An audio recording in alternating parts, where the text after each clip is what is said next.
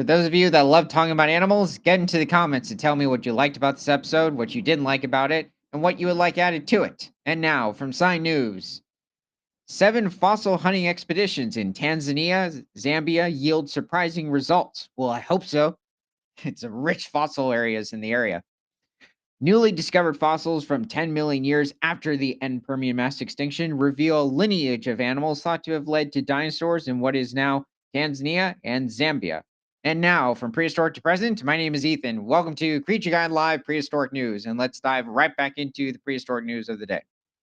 Zambia and Tanzania have been known for a while to have early Triassic species of a wide range of different groups of animals, but definitely within the Archosaur group of reptiles that would lead on to dinosaurs, pterosaurs, as well as modern day birds, crocodiles, alligators.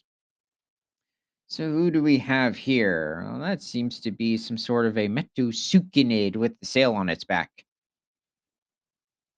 It looked like he had 3 legs. I mean, not a metusukinid. Yeah, it does. Wait, you mean him? Yeah. Yeah, right there. It looks like there's 3 legs. 1, 2, 3. Yeah, he has 4. This No, I just in meant in the front of him. It's just the way that it looks. It's yeah, it's also maybe the water's supposed to be covering it. But the sailback in the distance is supposed to be a member of the Papasaur family, not a Metosuchiniid. That's somebody else. Another completely different group of reptiles. Okay. So, 10 million years after the mass extinction, members of the Archosaur reptiles, such as the 10-foot long Asilosaurus pictured, had more restricted geographic ranges compared to the communities of 4 legged animals that existed before the extinction. I'm guessing what you're referring to by 4 legged animals is they were quadrupeds, whereas Asilosaurus could possibly walk on all fours, but mainly was bipedal. Asilosaurus, it's a bit of a question as to what specifically this animal is a part of within the dinosaur lineage. So it is one of the first dinosaurs. It existed within Tanzania. So this is Eastern Africa, not too far from where the wildebeest migration is. Um, this animal reached somewhere around 5 to 9 feet in length. And it's very possible it might have been somewhat carnivorous since the first dinosaurs tend to be mostly carnivorous and not even showing signs of being omnivorous. So let's keep going. The new data came from edit. So what? This is an older article too. Came from 7 expeditions since 2003 in Tanzania and Zambia. Zambia is a bit further south of Tanzania. Along with work coming or combing through existing fossil collections, Professor Christian Sider from the University of Washington, who is first author of a paper reporting the results in. Okay, skip forward. Okay, the explained the fossil record from the Karoo of South Africa remains a good representation of 4 legged land animals across southern Pangaea before the extinction event. Oh yeah, I mean you have a wide range of different species of proto mammals that were existing um, before the mass extinction event at the end of the Permian around 250 million years ago, as well as different species of reptiles and even earlier members of Archosauromorpha. But after the event, animals weren't as uniformly or and widely distributed as before. We had to go looking in some fairly unorthodox places. Um, well, okay, if you're talking after the extinction event, that is true. I was thinking late Permian. So 240 million years ago, it can be a bit more challenging to find certain fossils in South Africa. Professor Christian Sider and his colleagues, headed by Dr. Linda Tsui, also from the University of Washington, created 2 snapshots of 4 legged animals about 5 million years before and again about 10 million years after the Earth's largest mass extinction, about 250 million years, 252 million years ago. Let's keep going. Prior to the extinction event, for example, the pig-sized Dicynodon was a dominant plant-eating species across southern Pangaea. Well, this isn't surprising with this little guy. It's a Dicynodon. So this is actually a predecessor to the later large Placerius from Arizona during the late Triassic around 220 million years ago. But Dicynodon existed towards About, well, it was around early Triassic, so somewhere around 245 million years ago. Is that the guy in the Walking with Dinosaurs? In Walking with Monsters, there was Lystrosaurus, which came before Dicynodon, but the Placerius was around 220 million years ago. They never showed Dicynodon. In fact, they never showed that period in time that Dicynodon would have existed.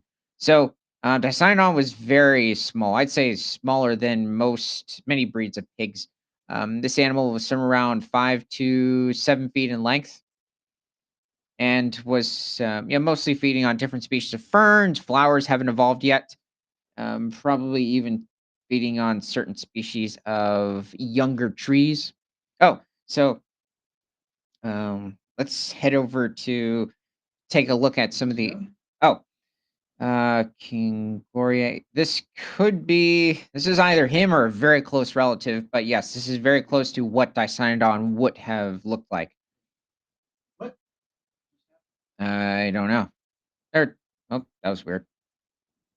Okay, so Lysowikiae. So this is much later into the Triassic era. So this is somewhere around 215 million years ago. This animal could reach over 2,500 pounds. Some cases probably even larger. There were certain species of the Dicynodonts. But wait, Not so this is one. Yes, this is a close relative of Placerius, as well as even the earlier Lystrosaurus, which technically Lystrosaurus survived the Permian mass extinction event.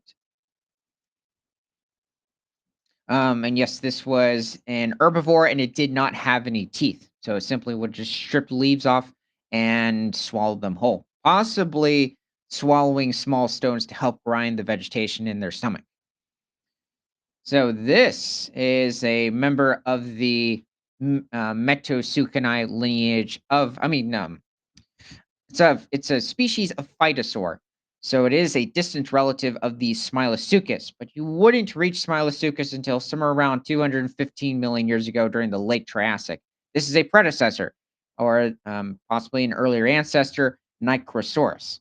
And Nicrosaurus was close to the same length as Smilasuchus, reaching somewhere around 13 to 18 feet in length. It weighed much less, though. This animal might have weighed somewhere around 4 to 500 pounds, and is was probably feeding on some of the earliest species of dinosaurs that existed, and as well as other archosauromorphs, probably even feeding on smaller species of phytosaurs. He looks too cute to be scary. Yeah, it probably didn't reach a height of much more than 2.5 feet. It was fairly short. Now, what was the crest used for? Which is very distinct among phytosaurs and this branch of Archosaurs closely related to Crocodilomorpha in general.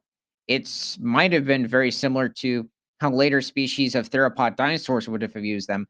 So simply for display structures, dominance over territory, um, question is, like with certain reptiles, you can have it where the females are larger than the males. But when it comes to certain display structures, it tends to be where the males are. Well, no, because if I'm thinking of cassowaries, Why does females are one have larger. that structure on it and then the next depiction doesn't? I'm guessing it's an older depiction, or they just decided not to add it. I think the last one might have been much more recent, but that's just a guess. I think it's also just a question as to how elongated the structure might have been. Was it colored? That's a good question too. Now, looking at the dental structure of Microsaurus, this is definitely an older reconstruction. I mean, it's still a good drawing, but um, it's not showing the crest. This animal was probably focusing on different species of fish, but I don't think it was going after much larger prey animals. And the dinosaurs at this point were fairly small. Um, so there wouldn't be a lot of pressure being impacted on the skull itself. Now, these animals, the phytosaurs in general, would have reached their extinction somewhere around the end of the Triassic period, so about 201 million years ago.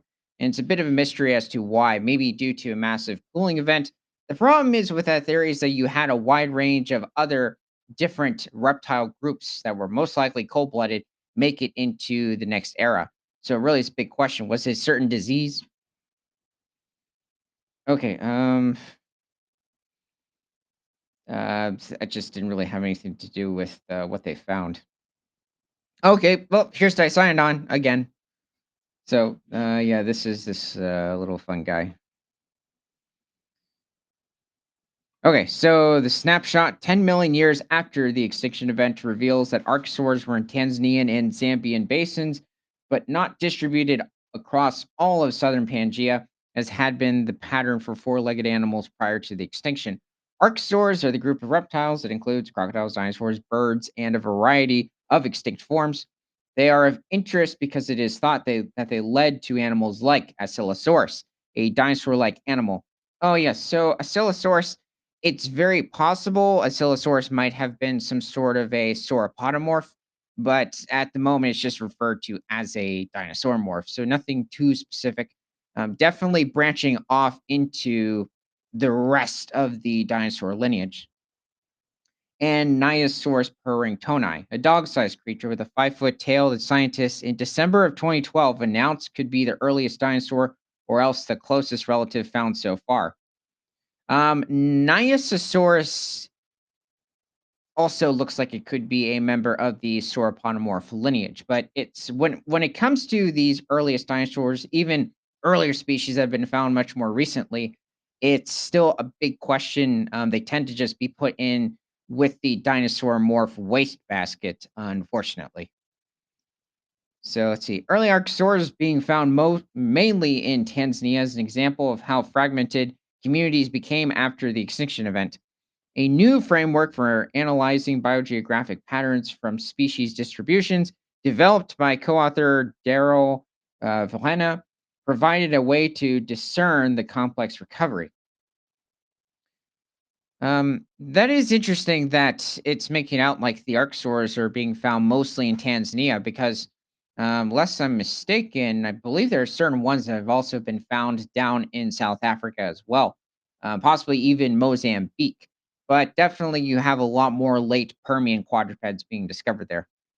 Let's see. It revealed that before the extinction event, 35% of four legged species were found in two or more of the five areas studied, with some species having ranges that stretch 1,600 miles or 2,600 kilometers, encompassing the Tanzanian and South African basins.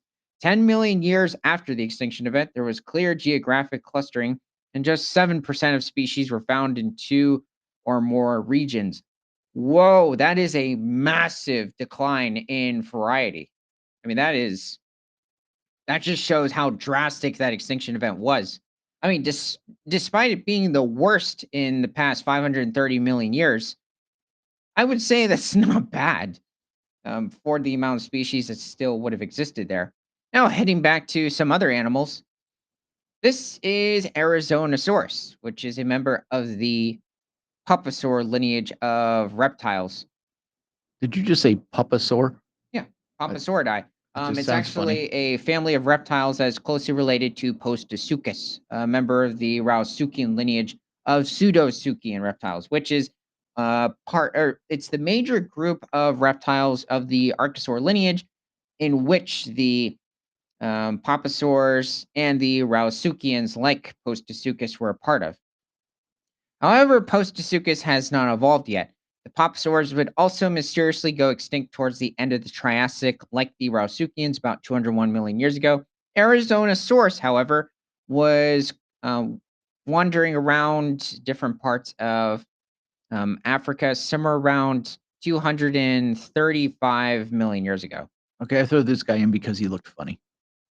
Yeah, it's a bit of a question, considering mm, I don't know. It's hard to see a He member of even the looks like he has paws. Yeah, it's hard to see a member of the Pseudosuchian lineage with feathers. I mean, it certainly is possible. Maybe he was warm-blooded, but usually they're depicted as not him. I don't think I mentioned him yet. Like this. I mean, simply just a dull, scaly sort of look. I mean, I still think it's a very good-looking animal. It is not related to the proto-mammal Dimetrodon from the early Permian, some around 285 million years ago, nor is it a close relative of the Spinosaurus or any of the Spinosaurs from the early to mid Cretaceous periods. It is its own distinct lineage of archosaurs. Well, I think most people like me actually thought there was only one Spinosaur. Yes, the Spinosaurs, it's a medium-sized group of theropod dinosaurs, but there are also different subfamilies within it. Some Spinosaurs do not have spines. In fact, when you look at animals like Baryonyx, it barely consists of an elongated vertebrae. Whereas outside of the Baryonychid lineage, they tend to have a somewhat elongated vertebrae, if not something immense like um, Spinosaurus. So this is simply Arizona source itself. This is an even more intimidating sort of a look. Now it is interesting. Now these are they showing? Well, all their mouths are open. I was wondering if they had lips. Well, we can't tell with this guy either. Probably could have. It's very possible that these Pseudotsuchians had lips like the theropod and herbivorous dinosaurs. Oh, so Arizonosaurus was also somewhere around 8 feet in length. It's probably feeding on smaller species of amphibians, other types of pseudosuchian reptiles as well. Not going after larger species, just sticking to probably youngsters of others, and was likely not an omnivore. Now, there was a large species of reptile much later in time. We have to travel forward to about 58 million years ago during the Paleocene epoch. So this is Dentinosuchus, which could reach somewhere around 30 feet in length with the upper estimates and probably reach over 2,500 pounds. And this animal lived in different parts of I believe was what was it? South America during the earlier Paleocene epoch, pretty much feeding on almost anything it wanted. And this went for the larger species of mammal at the time. So this was somewhere around 8 million years after the massive non-avian dinosaurs, non-bird dinosaurs went extinct. And let's see. This is also a member of the Pseudosuchian lineage of archosaurs. Sorry, he's blurry. It was hard to find. Yeah, this is a smaller representation, so this could possibly be somewhat juvenile, or he's just a bit skinny. So let's see. Oh, okay. So this is just the other Dicynodont that you put up earlier. Let me know in the comments who your favorite species of Triassic or any sort of crocodile-like reptile is. And from prehistoric to present, my name is Ethan. This is Creature Guide Live Daily News.